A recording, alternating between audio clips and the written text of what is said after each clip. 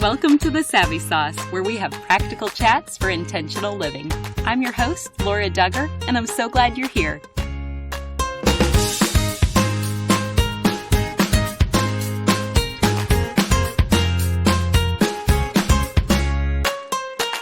I am thrilled to introduce you to our sponsor, Shape Marriage. Their weekend retreats will strengthen your marriage, and you will enjoy this gorgeous setting, delicious food, and quality time with your spouse. To find out more, visit them online at winshapemarriage.org. That's WINSHAPE marriage.org. Thanks for your sponsorship.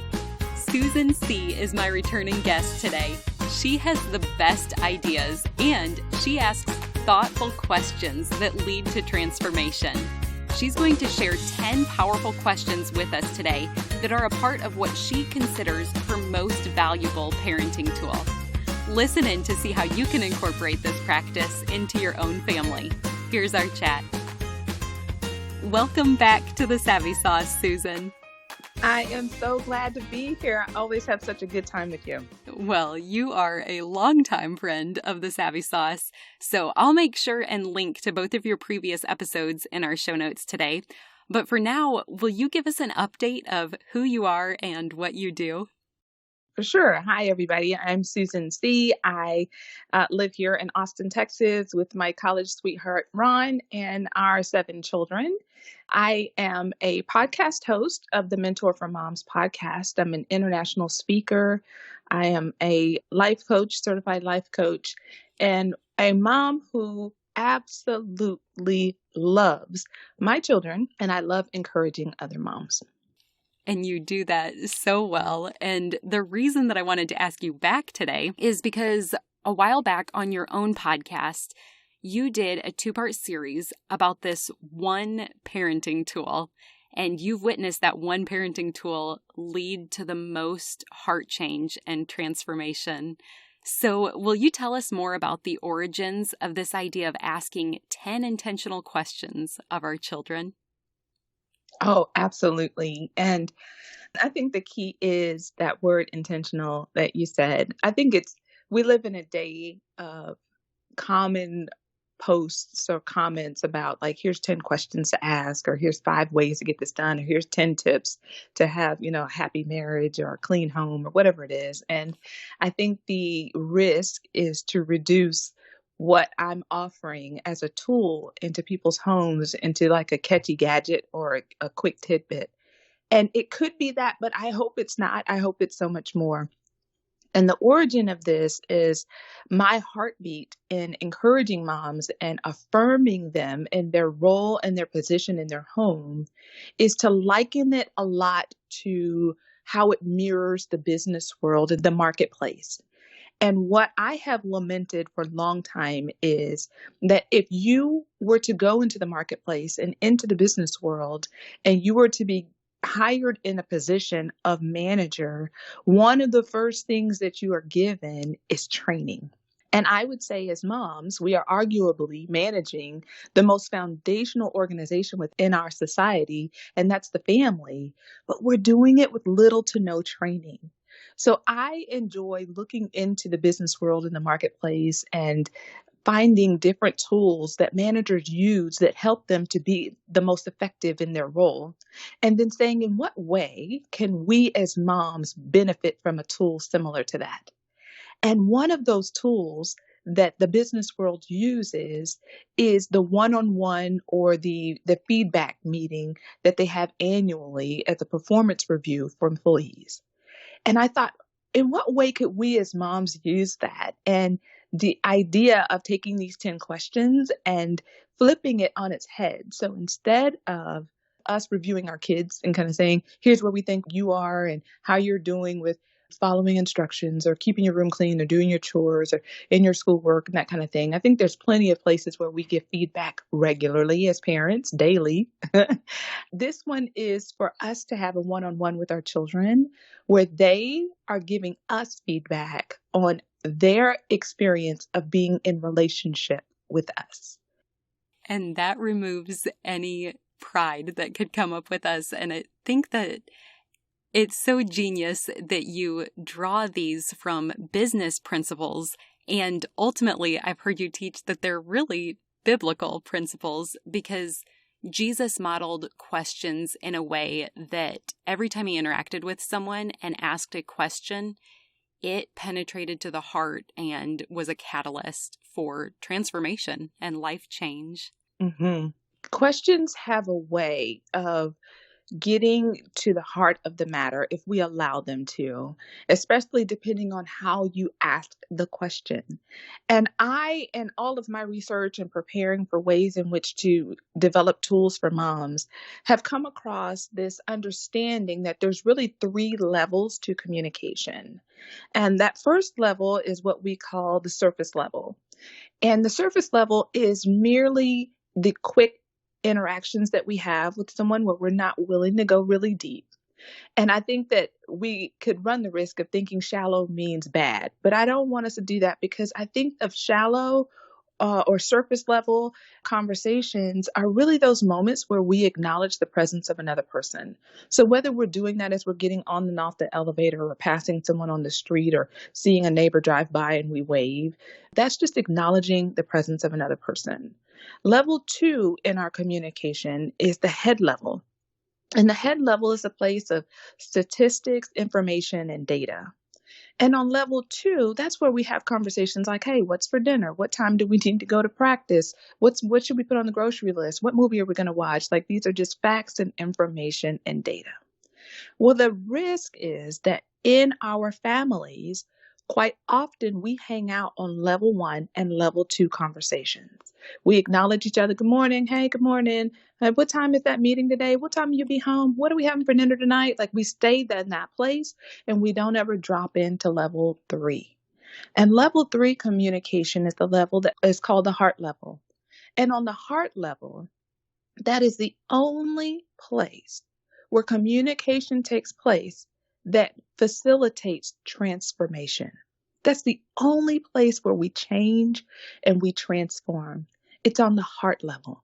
It's when we connect heart to heart, when we have an emotional exchange, when we drop beyond the facts, the information, the data, and we are willing to get vulnerable, when we're willing to be transparent, when we're willing to open ourselves up. That's the level of intimacy. Like all of that happens on the heart level. And I find that the questions that Jesus asked had a way of just leaping past level one and level two, even though it might sound like he's asking, like, who are you married to? That he was getting into a deeper heart level conversation there. And when he did, people's lives were transformed. And everything about what they did beyond that interaction with him changed. And I believe that we can do the same in our homes when we ask intentional questions, that we can transform the people within our homes. And by virtue, our home is transformed. Wow, that is so powerful. So communication is huge. All these different levels are important, but that level three, a way to usher in that heart level conversation, you're saying, is intentional questions. And so you've given this a lot of thought. What is your system that you've implemented to prioritize this with each of your kids? Because you have quite a few kids. I do. I do. And that makes for a lot of communication happening in this household. But I found that as a mom with a big family, with 7 kids, it would be very easy for me to get a group mentality. Okay, come on, everybody, it's time to eat. Okay, come on, everybody, it's time to go. Okay, come on, everybody. Like I'm just always shuttling along the group and missing out on the individual, the uniqueness of each one of my children. And so I asked myself, like, how can I prioritize a connection with them independently? And, I've heard all kinds of wonderful ideas, like have a weekly date, not just with your husband, but, take out one of your kids. If you're going to run errands, take one of them with you. And I do some of those things, but I wanted something that went beyond hoping that when we're together in that moment, we might have a good conversation. I was like, how can I be more intentional about that? And so that's where all of this kind of came together between the annual performance review tool and me wanting to have an intentional connection, a heart level connection with my kids individually. And so I said, how about every year I come together with one child at a time and I ask them these questions and I give them the space and the permission to be completely honest with me. And so, just getting to a few of the logistical parts of that system, what age were your kids when you started with each of them? Yes. So I started doing this over 15 years ago now. And I think back to my early days of doing this. My son, I have one boy, six girls. And my son was, how do I describe him personality wise? He's typically a firstborn. Like he's dutiful and wanting to make mom and dad happy. And he's very much a get along kid. Like he's like, we want to always prefer him. And he's like, whatever. Like he's so chill, almost a little too chill. He frustrates us sometimes. We're like, have an opinion, please. Like we want to bless you for your birthday. And you keep saying, whatever, no problem, no big deal. Like he's so chill. And so I started with him, I want to say when he was like 7 or 8. He was, I would not say eager for this because I didn't set him up well. And that's one of my mistakes that I want to share with the moms who are listening is in the past, if I asked you to come into my room, you were in trouble. Like if I'm like, hey, Malik, I need you to come into my room for me and you to talk. I'm excited. I'm like, we're going to finally have time for these 10 questions. I've got his sisters set up and they're watching a movie and everybody's going to be fine. He and I get to talk. And he's thinking, uh-oh, mama called me in the room. Like, what'd I do? What does she know? What did she find out? What's going to happen? So I'm trying to ask these 10 questions and get to the heart of it. And, pour your heart out to me, son. Tell me what you think. What are your thoughts? And what are your opinions? And what's your perspective? And in his head, he's thinking, I don't know why she's asking me these questions, but I swear, and she's writing things down. I think I'm in trouble. That is really great practical tip because we may overlook that if we're implementing this. It will be new for all of us and all of our kids. But I'm also curious, once you've gotten in this rhythm, how long on average do those meetings take? That really depends on the age of your child and the personality of your child. And that is the fun of having someone like me go before you and test this thing out for years. Like I didn't just come up with this idea last week. Like I've been in the trenches with this for so many years that I can look back and give you a little perspective. When they're younger, and I have done this with as young as 4 or 5. And I get the question all the time. People are like, when do you start? How old should they be? I would say it really depends on your child. If your child watches a movie and you see them at the table, at the dinner table, and they can tell your daddy or tell their friends or tell their aunt or cousins all about the movie, and they can like, this happened and then this person did that, that child is probably ready for 10 questions.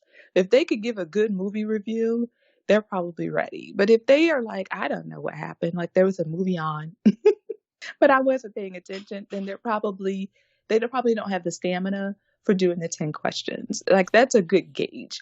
And a child appropriate movie. So like even if it's a 30-minute movie, just look at what are their verbal communication skills and what level are they on to be able to tell back the story or tell back what they thought about a character or what they thought about the movie.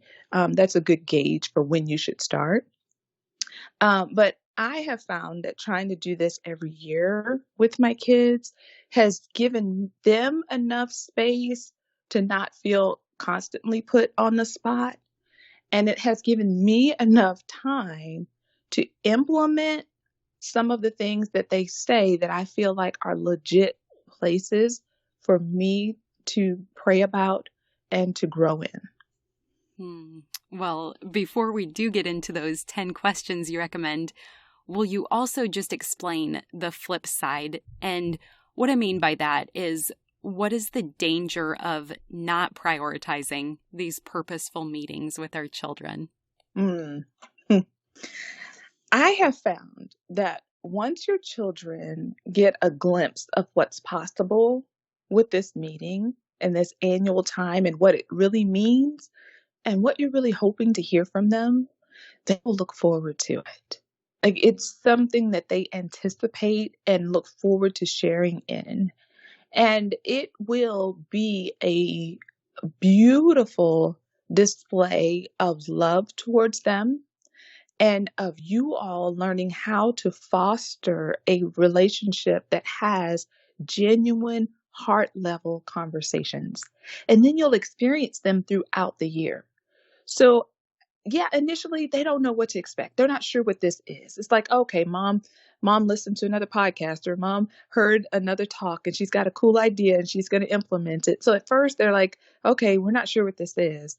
But once they experience it and they truly experience it in the context that Laura and I are going to really set up for you as we move forward, and that is that you come into the room and your posture towards your child is secretary mode. And what do I mean by secretary mode? It's like if you picture a secretary in a meeting where there's lots of conversation and she's there to take notes, her posture is not to vet the statements or the opinions that are shared in the room. Like, oh, I think that's a good idea, or no, I don't think that idea is one we should implement. Instead, she's simply there to ensure that whatever is said in that room is documented, so that if anyone needs to know what was shared in the meeting, they can go back to the notes and refer to what happened. Well, that's what we do when we're talking with our children, is we assume secretary mode. And you go in and you have something to write with and something to write on. And then you have a seat and you invite them in and you allow them to share. As you ask the questions, you just put your head down and you take notes. And you please do let them know, I'm not writing these down because I'm going to take notes on everything you said and then figure out where you went wrong and then you're going to get in trouble. Like, I'm writing these things down because what you say means so much to me. And I want to ensure that I don't forget it. And so I write these things down so that I have a way of going back and remembering the important things that you shared with me because I value what you have to say. I think that does communicate honor to them in a nonverbal way, I guess. And I'm just wondering, because we're not there yet. Our oldest is just 7. But I think it was guest Daniel Huerta who said sometimes when we're not having these intentional conversations in young childhood, or if we're not really aware of the condition of our flocks, then sometimes these issues will manifest in teen years that maybe could have been avoided had we been a little bit more intentional or given more forethought when they were younger. So would you say that this is a good system to counteract that possibility? Absolutely. And I couldn't agree more. I think a lot of what we see in our children that we would define as negative is really their own immature way of trying to express the feelings and the thoughts that they have that they don't know how to verbalize. So we see temper tantrums in little ones and we think they're being unruly or disobedient and whatnot, and they may be, but it's also their immature expression of something that's going on. They're feeling anxious or they're feeling frustrated or they're feeling upset or they don't know how to say, Mom, I'm feeling very frustrated at this moment and I'd like to go home. All they know to do is kick their shoes off and fall down on the floor and wail. That's the way that they express that. And then as parents, we get to figure out how to help them learn how to express that in more effective ways. Notice I didn't say it necessarily would be pretty, but what's more effective that I can understand where you are and you can understand what is needed in the moment. Like if we're in the grocery store, like in the moment, we need to get these groceries into the car. I understand you're frustrated and we can work through that, but it's not effective for you to do that on the floor. Like that doesn't work. Let's take a quick break to hear a message from our sponsor. I'm so excited to share today's sponsor, WinShape Marriage, with you.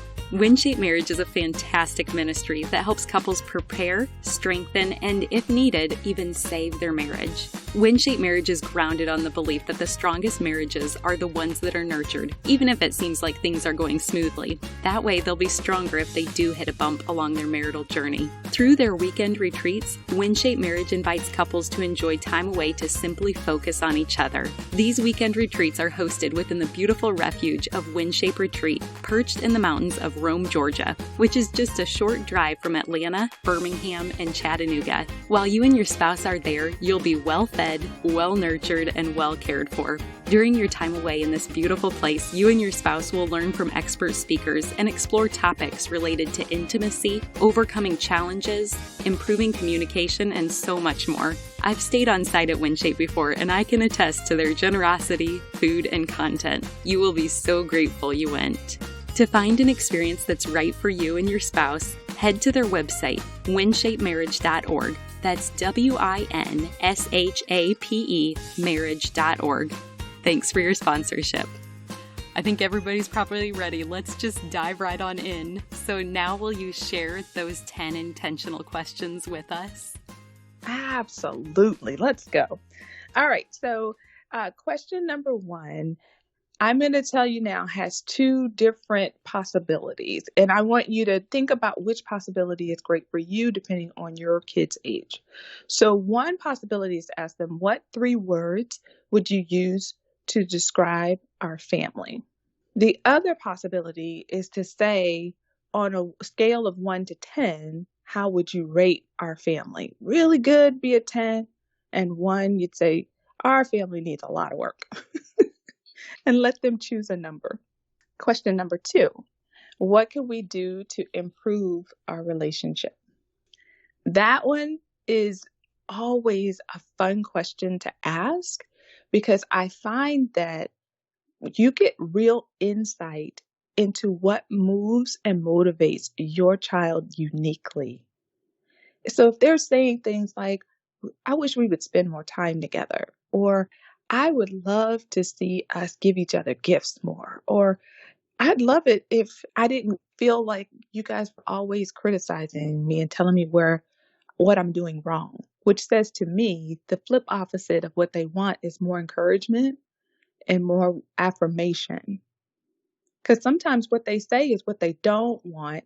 And the part that we play as parents is we get to say, okay, they're clear on what they don't want. What is it they really want? So the flip opposite, if I don't want to feel criticized and constantly being told what I'm doing wrong, they're saying, can you affirm me and can you encourage me and let me know when you see me doing things that you appreciate? I can just see where that takes a lot of maturity for the parent, and that's good because parents are ideally more mature than their children, but that they can be in this humble position where they're just exploring curiously and not personalizing it or getting offended if they do hear something that the child thinks they could do to improve the relationship. It makes such a big difference, Laura. I'm here to tell you, my kids have said things that I have really wanted to just go, pause, wait a minute. That is not even how that happened. That is not what I meant, or that's not how that, I just want to go into defense mode. I want to defend myself. I want to defend my husband or whatnot. And that is why I stress how important it is to be in secretary mode and not to judge their experience of the story, because that's really all that they're sharing. Is that's how they experienced it. It doesn't mean that what they're saying is 100% the truth with a capital T, the unadulterated truth. They're sharing little t truth, their experience, their perspective. And we want to honor that and then look for how do we parent them to help their perspective to expand so that it's beyond that narrow view of just their own world, but they begin to see that they're a part of a bigger world. They're part of a bigger family. They're part of a bigger society, that it's not just about you, but it's bigger than that.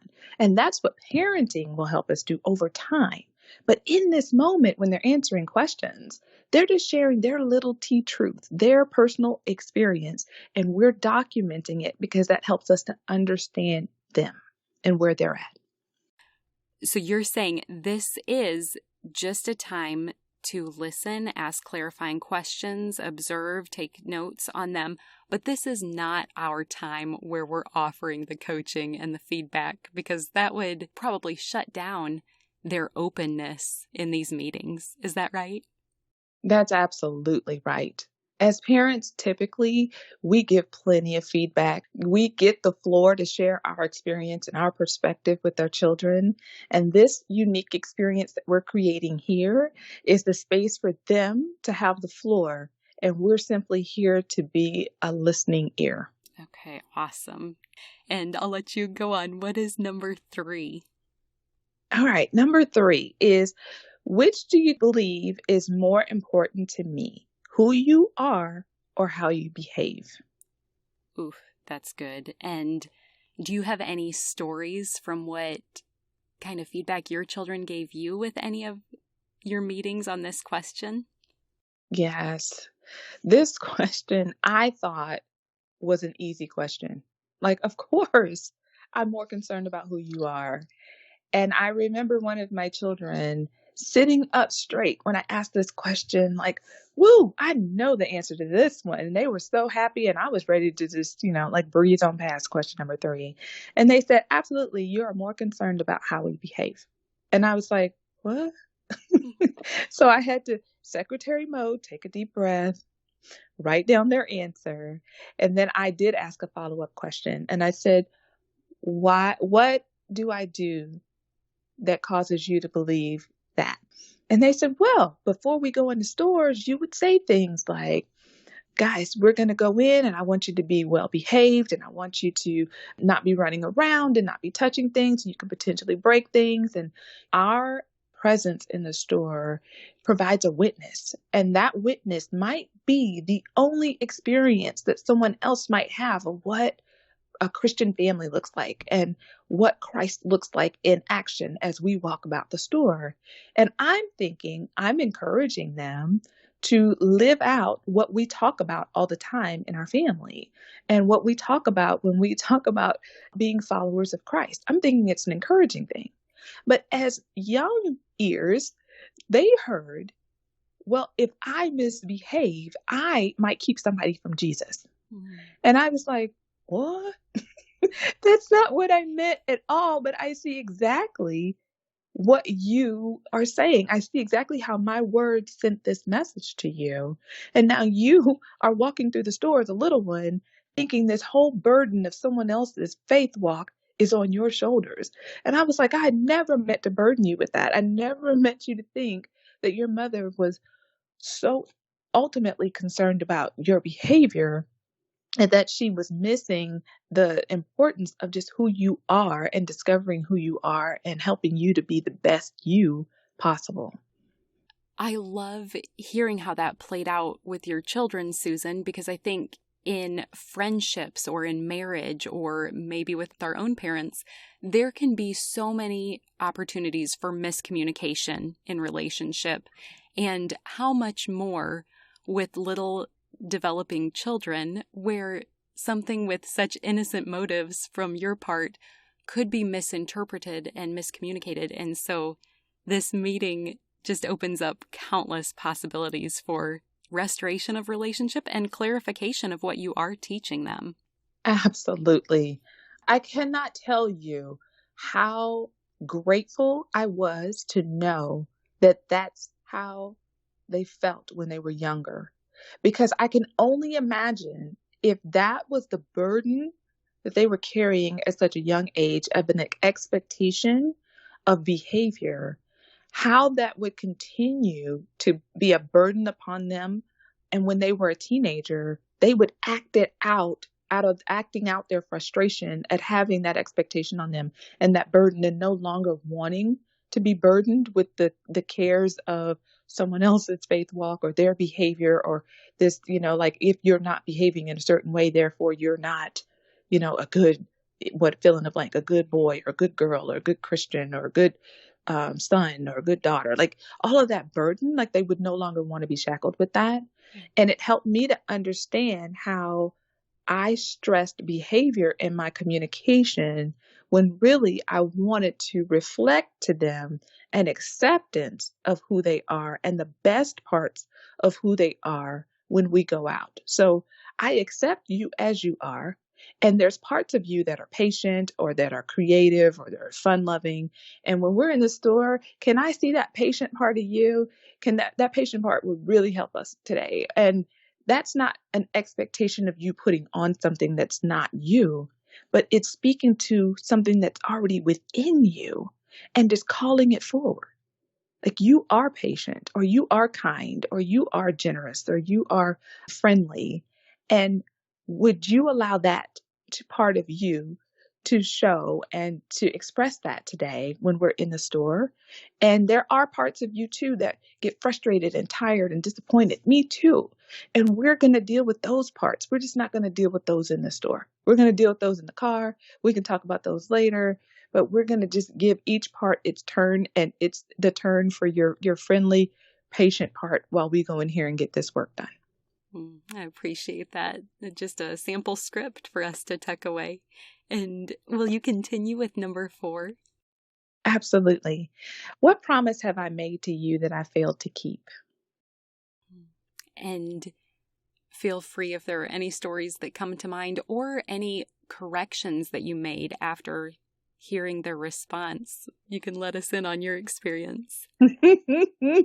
I'm telling you, over the years, I have made all the mistakes. So if there's anyone listening and you're like, I am intrigued by these questions and I want to do them, but I'm afraid of what my kids might say. I'm afraid of what they might tell me. I'm afraid of how this might go.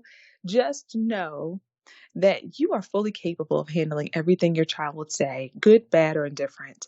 You can handle it, and you will be grateful to know. Trust me that. It might not be fun to hear it, but you'll be grateful to know. And I have had my kids bring up promises that I made to them, and I did not keep them. The saddest part is I didn't even remember them.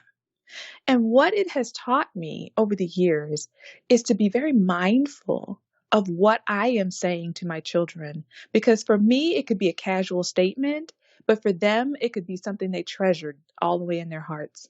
And they might not bring it up again. They might not say anything, but they've been holding on to, Mom said she would do this for me and she didn't. Or Mom said she would take me here and she didn't. And you've moved on. I've moved on. We've forgotten it. But for them, it was a broken promise.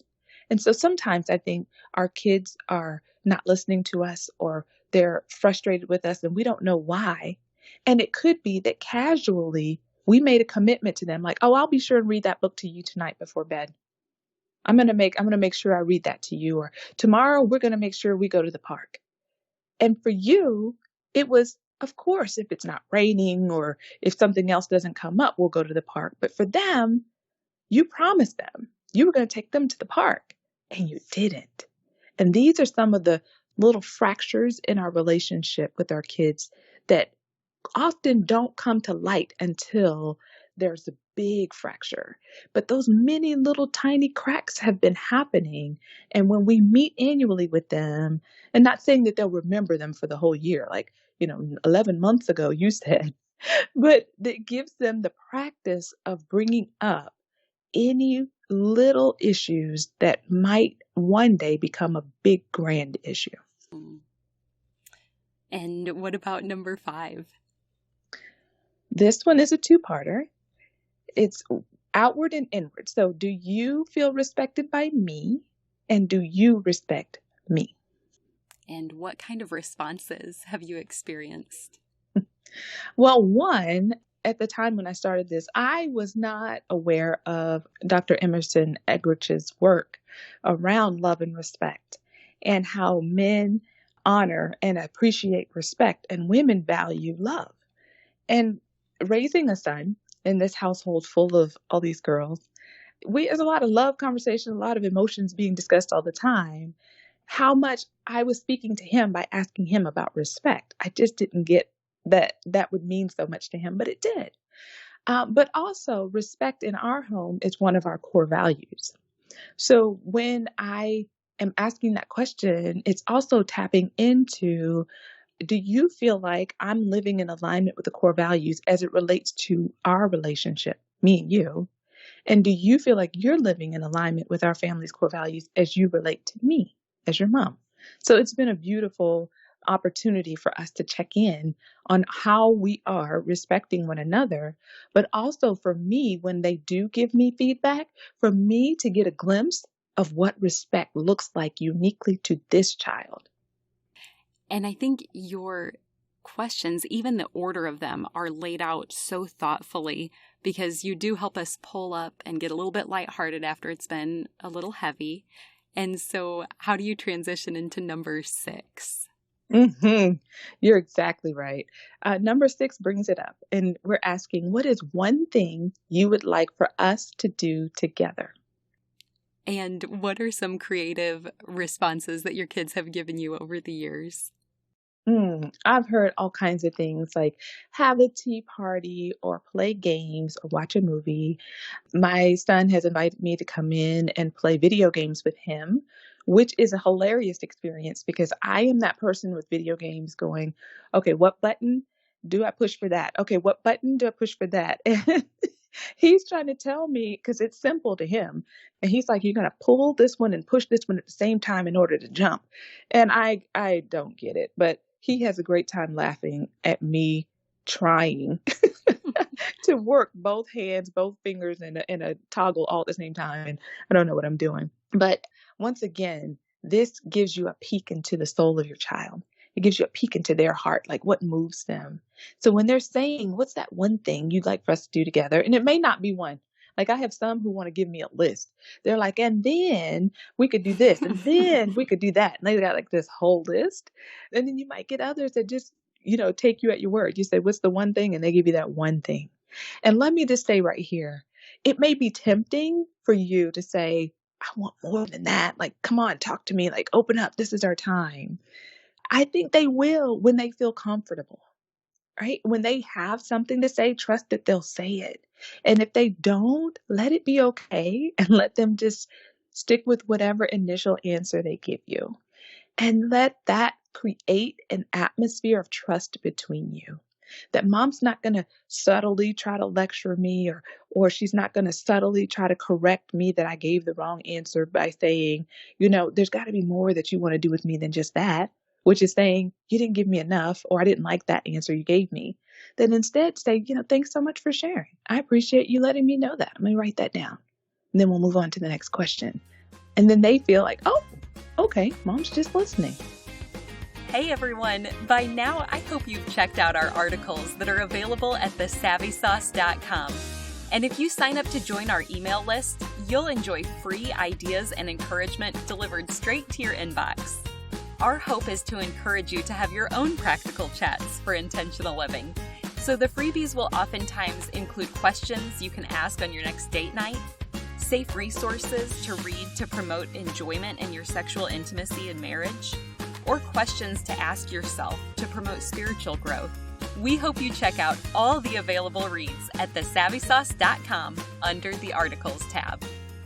How much of this information that they're giving you leads you to implement a new change? Like if they give you that long list of things they want to do you apply all of those or what's your process there?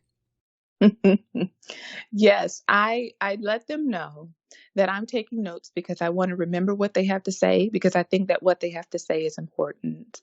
But I don't want to create an expectation that once they come in and they share their thoughts and they share their perspective, that I, as their mom, am going to adopt their perspective. Like, that's not what this is about. I want to create the space for them to practice using their voice. I want to give them the space to practice owning their truth, their little T truth. I want to give them the space where they feel respected and honored by their mom. And she won't interrupt them. She won't correct them. She's just here to listen so that they experience that unique level or form of love. But from there, I prayerfully take those and then review them and pray about them and say, what if this is true? Like, what if this is an opportunity for me to grow, for me to change, and for me to shift in a way that helps me to form a deeper bond of connection with this child? And then what if this is a place for them to grow and for them to expand their perspective beyond their limited, narrow view of the world, but for them to expand it? And then how do I, as a mom, facilitate that for them in a way that helps them to grow and to experience a bigger shift? So it's not an automatic that what they say becomes the new standard for the household, as much as having a say helps our household overall to be the best that it can be. And they are valuable contributors to making sure that that happens. You're just laying out how it requires wisdom to even ask these intentional questions and set aside the time. And then it sounds like the step further is after you have all of these answers, it requires discernment to know how to put it into practice. And all of that requires the Holy Spirit to guide us. Would you share number 7 with us now? Sure. Number 7, we're going back in. It is, what are you not telling me out of fear that I would love you less if you told me? I can see where that one gets right to the heart. Oh yeah. This is one where in secretary mode, I like pull my face closer to the paper. Like I could feel that it would be so easy for me to grunt or make a face or give them something that would shut down the vulnerable place they're about to go. So I try to protect that moment by whispering to myself, like, fix your face. Like, don't react in a way that will shut this down. Because this is the moment where I've heard things like when my kids have been exposed to pornography and I didn't know, or where they have learned about self-harm and tried it and I was unaware. They read about it somewhere or someone discussed it with them, or where they've had questions about their value or their worth or their fears or their doubts, their insecurities. And everything in me as a mom wants to rush to the, no, that couldn't possibly be true. Or why would you think that? And who said that? Or who did that? Like, I want to get all the facts and details. And when did this happen? And where was I? And how come I didn't know? And like, I want to all my questions answered, which just would shift the conversation back to me and away from them. And I want to keep this space open and the floor open for them to share everything. Because no matter how legit my question is, no matter how legit my concern is, if I step in with my questions and my concerns, what I might ultimately be doing is cutting off more. There might have been more they wanted to say than what they even got out. Because maybe that first thing that they shared was just the beginning. And they were testing the waters to say, will mom really listen? Will she really not judge me? Will she really not get into her emotions and her feelings and shift the room to make it all about her? Will she really just be here for me?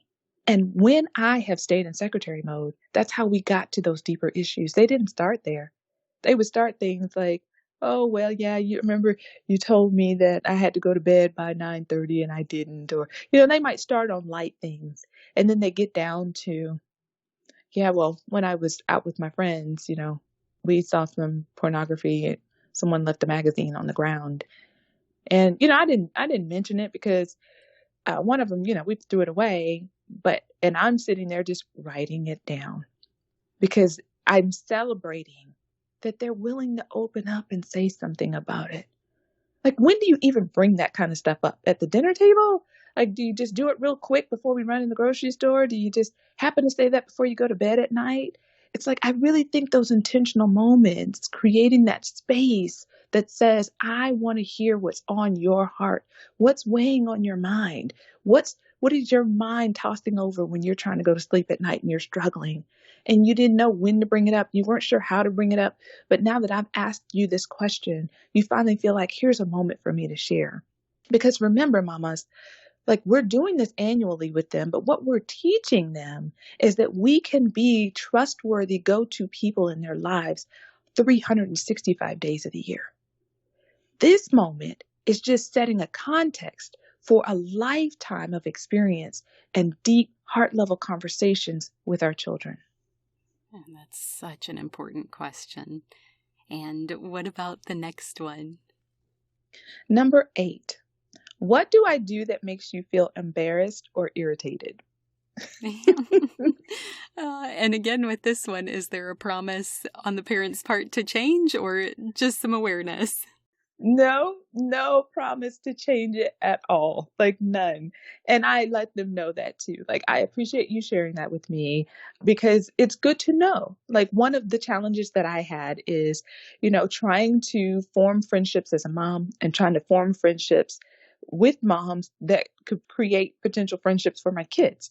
And I would get super excited. Like I met a mom and she's got 3 kids and they're your kids at my kids' age and we should get together. And I'd tell her to come on over, and I wouldn't necessarily announce it to the kids because we know as moms that, kids get sick or things happen and we're not able to get together, and to just overcome any potential disappointments for them and me having to answer 10,000 questions about why they didn't come and you said they were coming and da da da. I would just wait till the moms practically pull up in front of the house. And then I go, hey guys, we got friends and they're just pulling up. I see their car outside and they're going to come inside and they're going to play. And I would just go into this whole thing of like how great this would be. And my kids would be looking at me like, well, how long are they staying? And are they coming in my room? Are they playing with my toys? Like, are they going to eat our food? Do we have enough food? Like they had 5,000 questions still. And I'm trying to answer them on the fly while I open the door and welcome the other mom in. And, my kids are just increasingly frustrated with me because they don't feel prepared for the moments that I keep just throwing them in. And I'm thinking, well, why would you be frustrated by that? Like they're friends and you can go play. But in their minds, they wanted to prepare for that as much as I prepared. Like I ran around and I was getting the house together and I thought about what we would have for lunch and I thought of potential activities, but they didn't have but about 30 seconds to think about that, right? And that's something they shared in the one-on-one with me. And that helped me. Now, I've also had them say things like, well, when you start singing to the songs, when we're out in the mall and you start dancing, that's embarrassing. And I'm like, well, that is just your mother. You're welcome.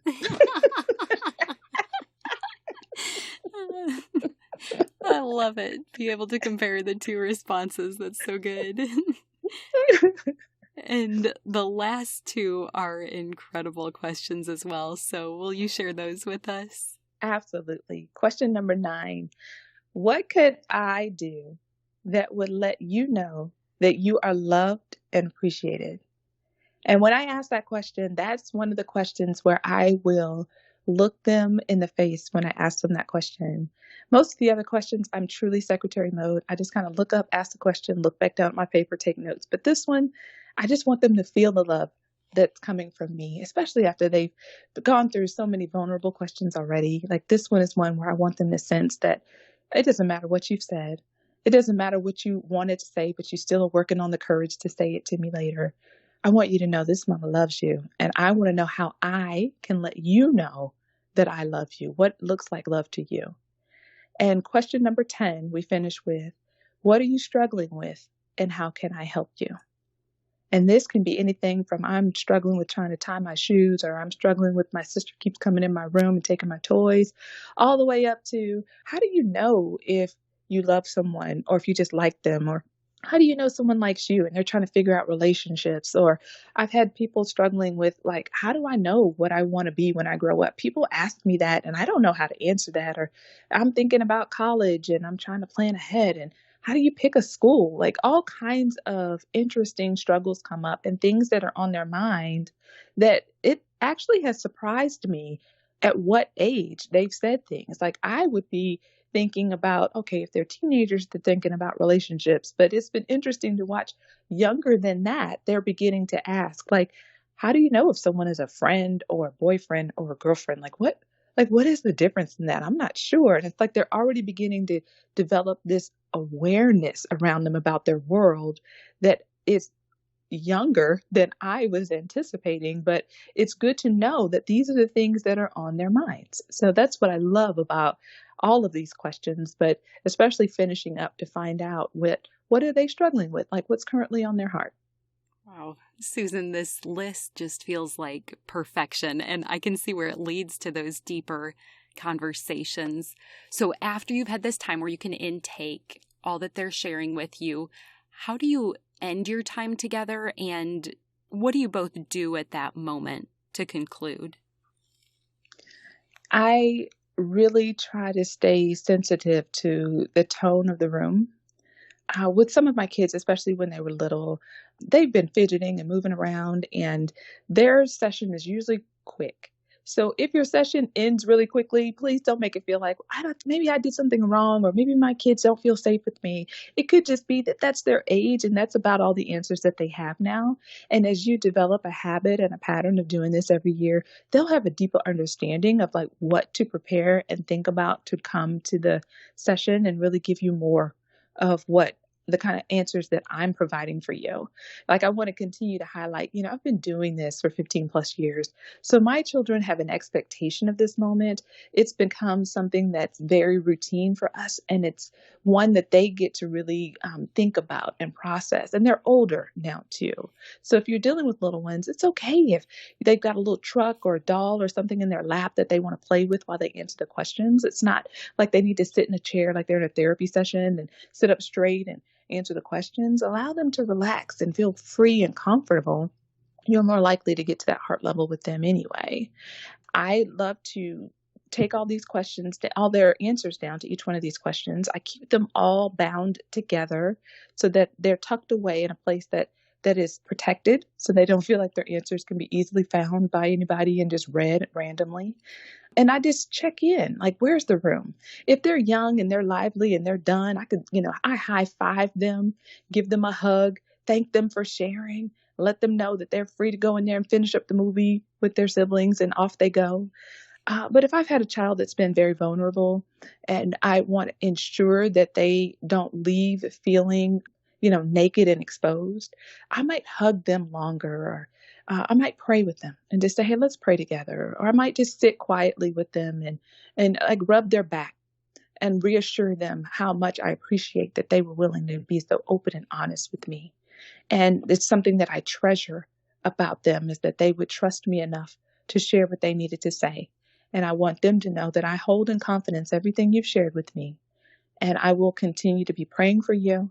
And I will be praying to God to help me be the best possible mom that I can be for you, and allow the Lord to show me where I need to shift and where I get to help you shift.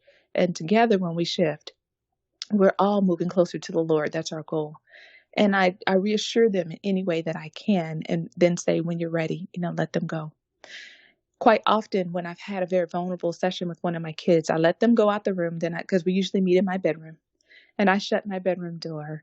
And I have had teary times where I turn on music so they can't hear me, and I just cry it out because I didn't know that that was what my kid was struggling with, or I didn't know that that's something they've been exposed to. And I feel like there's a part of me that feels like I've done something wrong, and I'm feeling very much like, where did I miss it? And how did I drop the ball? And how did I not know? And I want to get that right and get that settled so that I don't carry that out of the room. So that when I do come out of the room, I come out ready to re-engage with my family instead of carrying in this shame. And then I'm parenting out of shame for the rest of the day. And nobody wants to have 10 questions with mama, because when she comes out the room, everybody's getting in trouble and she's fussing about all kinds of things. And she just feels like she's not good enough for anything. And I want to settle that. And sometimes settling it is just enough for me to tuck it away until I can have a fuller conversation with my husband, or go and talk to a friend and process it deeper later. Like right now, I just need to get my tears out, wipe it away, and then say, okay, let's go make dinner. And then later we need to deal with this because this is a lot. But I give myself that permission as well to process through what has just happened, and not just immediately fling the door open and go back to life. Well, and if people want to replicate this process, do you ever change these questions over time, or each year are you coming back and you're asking the same ones? The questions I'm sharing with you right now are the questions that I have developed over years. I used to have some different questions that I asked them, and I really shifted and transformed. And these have stood for quite a few years at this point. So these are the questions that I ask, but sometimes based on the answers that my children provide, there's a natural question in there for me to ask for a little bit more information. Or could you share an example of that? Or could you tell me a story of when that happened? Or could you help me explain what you mean by all the time? Is that it's happening regularly, or do you feel like that, like what do you mean by that? And it helps me to clarify their answers, but foundationally the questions stay the same. And are there any do's or don'ts that you want to recommend before we try this at home ourselves? Oh, there's several. And I go into those in detail on a recording on my podcast where I share this in detail, the context on how to set up the meetings and questions and how to ask them and what that looks like as far as your pacing and your timing with your children. But ultimately, what I want to really stress is that do make this a priority. Do set up a meeting with your child in the same way as if you were meeting with the most important person in your life, because you are meeting with one of the most important people in your life, and that's your child. So just like you would do it with an adult where you would set up a specific time and a specific day, do that with them and show the honor and respect for this time. Even if they're little and you say, hey, today after lunch, I want me and you to talk in the room. That's still setting up a time with them that's on their level. Like they don't understand Tuesday at 12:30. Like they don't get that. But if you say on Tuesday after lunch, me and you, they get that. And it's something that they would anticipate and look forward to. So do make it a priority. I would say the biggest don't that I want to highlight is don't take what your children say as capital T truth, universal truth. Like this is how it is, so help me God. But take it as the little t truth. This is their experience, their perspective today. It could be completely different tomorrow. And if we take our complete feedback on their little t truth perspective, we could misjudge ourselves and misjudge the situation. And that will really wreck our identities. It will wreck our performance. It will wreck our mindset and our heart. It will shake all kinds of things. And I don't want that to be your experience. This is not about saying what my kids say is the new standard, but instead, I want to know, how do my kids currently view the world? How do they currently view our relationship? And instead of me assuming everything is good because it seems good from my perspective, I want to hear how things look from their perspective. And we will certainly link to those episodes that you mentioned. And your podcast is just awesome. I love it. There's so much encouragement for mothers there. So we'll make it easy to find in our show notes. But if we're convinced we're ready to try this at home with our own children, what encouragement do you want to leave with us now? I want to stress that I think the reason why the teen years in my household have not been as turbulent as everyone predicted they would be. Like, oh, you got teenagers in your house, it must be rough and it must all be all these things. It's simply because we had this tool. That this tool allowed us to tether ourselves to one another in a way that we had a rock solid bond going into the turbulent years of hormones and change and friendships developing and bodies changing and minds changing, so that we already had the bond that would help us ride the winds and deal with the turbulent times.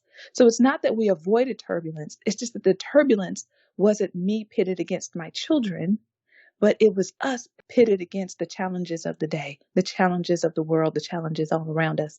But we were bonded together.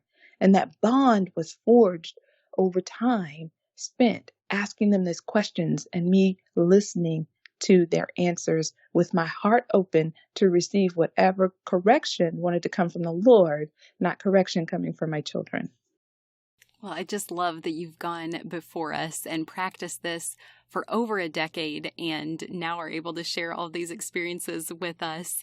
So if people want to continue learning from you, where can listeners find and follow you online?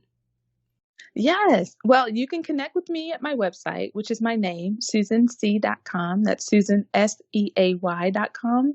And I have a podcast now, close to 100 episodes, where most of those episodes, like 97 of those, are me solo teaching you more tools, equipping you with ways to really affirm you in your motherhood and help you to build a strong, intentional family where you all live with purpose and passion.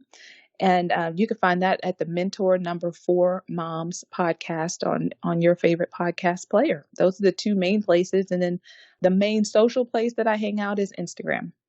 Well, we can't wait for people to find you there. And these questions that you've developed over the years, it's turning into another step. Can you share more about your upcoming book? Yes. So currently, you can get these questions if you go to my website, susanseay.com/shop. And if you purchase the Intentional Parent card set, that's a 2-deck set of cards. The first deck is ways to be more intentional with your kids. It's called 27 Super Simple Ways to Build a Rock Solid Relationship with Your Kids. That's a whole mouthful to say that they're just simple ways to be more intentional. If you desire to be more intentional, you could pull a card. Got a quick, easy, practical idea for you to implement and be more intentional. But the second deck in that set is questions intentional parents ask their kids. And if you are intrigued at all about how do you have these level 3 conversations with your kids, what kind of questions do you ask them to help facilitate a really open conversation with your children? This is an entire set of cards that has questions in there for you to ask at the dinner table or ask in the carpool line or wherever you all are together. And only one of those cards out of that entire set is one of them is the 10 questions is on one card, but there's an entire stack of cards of questions. And the 10 questions is in there, and you can grab your own set of 10 questions. And currently, I am in the editing stage on a book all about these 10 questions where I share more of my stories, more of my heartbeat behind you creating this time with your children. And I'm looking forward to that book coming out later this year. Great. We can't wait to pre-order our own copy. And Susan, you're familiar that we're called the Savvy Sauce because savvy is synonymous with practical knowledge. And so is my final question for you today. What is your savvy sauce? I have thought about that in light of my life right now. And I would say my savvy sauce is rest. I am learning that we all best operate when we're well rested. And that puts us at ease, it puts us at peace. And I have experienced several health challenges recently, and rest has been the most healing and the most restorative process that I have allowed into my life. And it's helped me to see how little I allowed in my life of rest in the past because I really relied on my own strength. I relied on my own grit, determination, focus, passion, purpose, all of these things. And now I'm realizing that when I rest, I'm actually creating a stronger trust bond with the Lord. I'm really relying on His strength instead of just saying that because it sounded good, but I'm truly relying on His strength for all that I do. And rest is something that I am communicating to myself constantly, and I'm passing that on to my children. And I'm watching my home transform into this place of this posture towards rest of we rest first and then we work instead of we work in order to rest. That's a very important lesson for all of us. And Susan, you may not know, but you've impacted my motherhood journey in such positive ways. And even from today, I now feel equipped to get to meet with Selah and eventually Shiloh and Isla and Kessler. So I have you to thank in advance for this relationally bonding experience. You're certainly impacting all of us and our children by the wisdom that you shared with us today. I just love you and want to say thank you for being my guest again. I have loved this. I look forward to knowing that all of the mamas who listen to this and trust what they've heard enough that they give it a shot will have this experience that not only transforms the relationship they have with their children, but it sets up a legacy of their relationships between their children and their children's children. and it will transform their home for generations. And I believe that that is the power of moms in action. Whew. Yes, Lord, let it be so. Amen. One more thing before you go. Have you heard the term gospel before? It simply means good news, and I want to share the best news with you. But it starts with the bad news. Every single one of us were born sinners, and God is perfect and holy, so he cannot be in the presence of sin. Therefore, we're separated from him. This means there's absolutely no chance we can make it to heaven on our own. So for you and for me, it means we deserve death, and we can never pay back the sacrifice we owe to be saved. We need a Savior.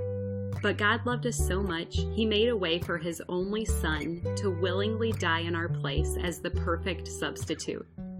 This gives us hope of life forever in right relationship with him. That is good news. Jesus lived the perfect life we could never live and died in our place for our sin. This was God's plan to make a way to reconcile with us so that God can look at us and see Jesus. We can be covered and justified through the work Jesus finished, if we choose to receive what he has done for us. Romans 10:9 says that if you confess with your mouth Jesus is Lord and believe in your heart that God raised him from the dead, you will be saved. So would you pray with me now? Heavenly Father, thank you for sending Jesus to take our place. I pray someone today, right now, is touched and chooses to turn their life over to you. Will you clearly guide them and help them take their next step in faith to declare you as Lord of their life? We trust you to work and change the lives now for eternity. In Jesus' name we pray. Amen. If you prayed that prayer, you are declaring him for me, so me for him. You get the opportunity to live your life for him. At this podcast, we are called Savvy for a reason. We want to give you practical tools to implement the knowledge you have learned. So you ready to get started? First, tell someone. Say it out loud. Get a Bible. The first day I made this decision, my parents took me to Barnes & Noble to get the Quest NIV Bible, and I love it. Start by reading the book of John. Get connected locally, which basically means just tell someone who is part of the church in your community that you made a decision to follow Christ. I'm assuming they will be thrilled to talk with you about further steps, such as going to church and getting connected to other believers to encourage you. We want to celebrate with you too, so feel free to leave a comment for us if you made a decision for Christ. We also have show notes included where you can read scripture that describes this process. Finally, be encouraged. Luke 15:10 says, "In the same way I tell you, there is rejoicing in the presence of the angels of God over one sinner who repents." The heavens are praising with you for your decision today. If you've already received this good news, I pray that you have someone else to share it with today. You are loved, and I look forward to meeting you here next time.